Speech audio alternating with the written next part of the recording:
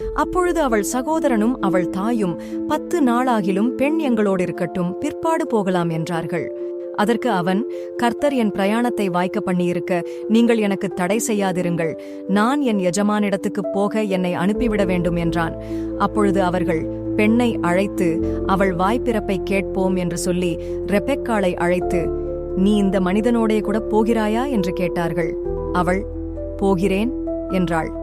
அப்படியே அவர்கள் தங்கள் சகோதரியாகிய ரெபெக்காளையும் அவள் தாதியையும் ஆபிரகாமின் ஊழியக்காரனையும் அவன் மனிதரையும் அனுப்புவித்து ரெபெக்காளை வாழ்த்தி, எங்கள் சகோதரியே, நீ கோடா கோடியாய் பெருகுவாயாக, உன் சந்ததியார் தங்கள் பகைஞருடைய வாசல்களை சுதந்தரித்துக் கொள்வார்களாக என்று ஆசீர்வதித்தார்கள்.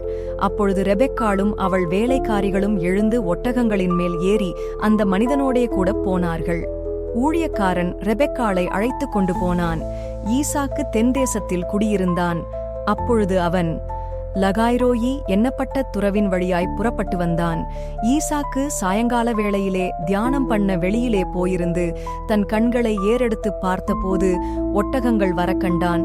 ரெபெக்காளும் தன் கண்களை ஏறெடுத்து ஈசாக்கை கண்டபோது ஊழியக்காரனை நோக்கி, அங்கே வெளியிலே நமக்கு எதிராக நடந்து வருகிற அந்த மனிதன் யார் என்று கேட்டாள். அவர்தான் என் எஜமான் என்று ஊழியக்காரன் சொன்னான். அப்பொழுது அவள் ஒட்டகத்தை விட்டிறங்கி முக்காடிட்டுக் கொண்டாள். ஊழியக்காரன் தான் செய்த சகல காரியங்களையும் ஈசாக்குக்கு விவரித்துச் சொன்னான். அப்பொழுது ஈசாக்கு ரெபெக்காளை தன் தாய் சாராளுடைய கூடாரத்துக்கு அழைத்துக் கொண்டு போய் அவளை தனக்கு மனைவியாக்கிக் கொண்டு அவளை நேசித்தான். ஈசாக்கு தன் தாய்க்காக கொண்டிருந்த துக்கம் நீங்கி ஆறுதலடைந்தான். நான் தான் உங்க ஆபிரகாம்.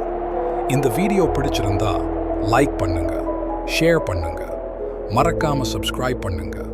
ஆண்டவர் உங்களை ஆசீர்வதிப்பாராக.